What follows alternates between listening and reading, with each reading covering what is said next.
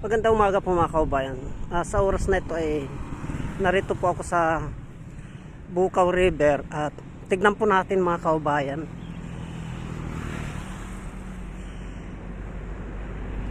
Itong tulay na ito.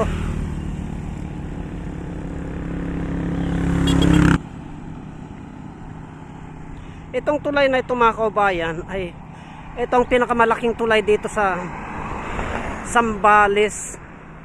Daanan ng lahar ito mga kababayan.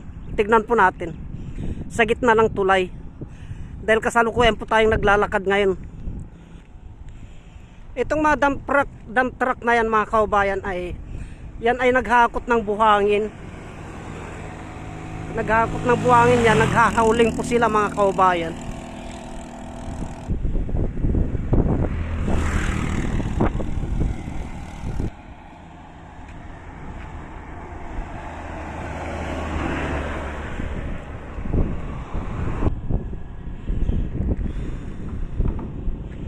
Bali yung bundok na yan mga kaubayan, yung nakikita nyo na yan, yung itong lahar na ito ay bali dito po dumadaan ang lahar mga kaubayan. Yan. Papunta doon sa karagatan, doon po. Bali malaking tulay, itong pinakamalaking tulay ng Zambales mga kaubayan na dinadaanan ng lahar. Ito po.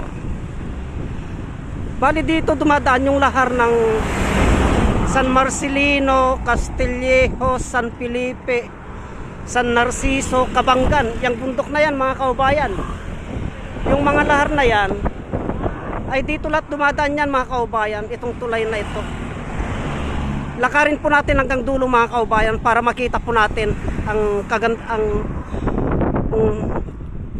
kaluwang ng lahar na ito. Ayan po mga kaubayan, oh. Puro lahar yan papuntang karagatan na yan. Yan po. Lakarin po natin hanggang dulo mga kaubayan. Bali pag ito pong bumigay itong dike na ito mga kaubayan, pag tag-ulan ay malakas na tubig po yan. Yan po, kaya inaayos po nila yung dike na yan. Sinusuportahan po nila yung dike na yan mga kaubayan, para yung tubig pagdating ng tag-ulan ay hindi po papasok sa mga bayan ng Kabanggan, San Felipe, San Narciso, para papunta po ng karagatan. Yan mga kaubayan. Yan. Bali mahabang tulay ito mga kaubayan. Tignan po natin, lakarin po natin hanggang dulo. Yan po mga kaubayan, kasalukuyan ay nandito tayo sa gitna ng tulay. Yan po. Yan po mga kaubayan, medyo mataas po ito, kaya lakarin po natin hanggang dulo mga kaubayan. Pag hindi ka po sanay maglakad dito sa mga ganito mga kaubayan ay malulula ka po, malulula ka sa taas. Medyo mahaba-haba itong tulay na ito mga kaubayan, nakakalula po dahil ang taas po nito. Ayan po.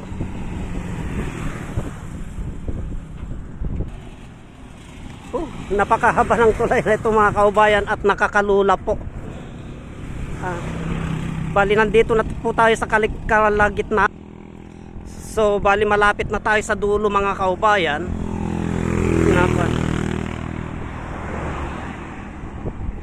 Kaya pag hindi ka sanay dumaan dito sa taas nito mga kaubayan ay malulula ka po, kasi napakataas po nito. So bali nandito na tayo sa dulo mga kaubayan.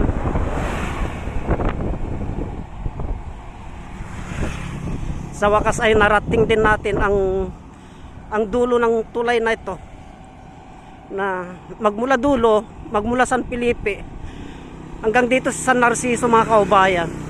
Ito yung tulay na dumudugtong ng San Narciso to San Felipe.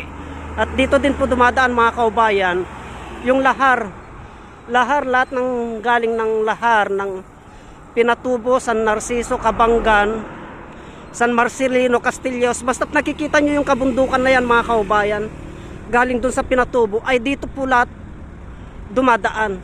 Dito po lahat dumadaan mga kaubayan. Yung mga lahar na yan, papunta po doon sa karagatan. Doon po babagsak sa karagatan na yun mga kaubayan. Yan. Doon po, dito po lalabas yung tubig papuntang karagatan. Yan po.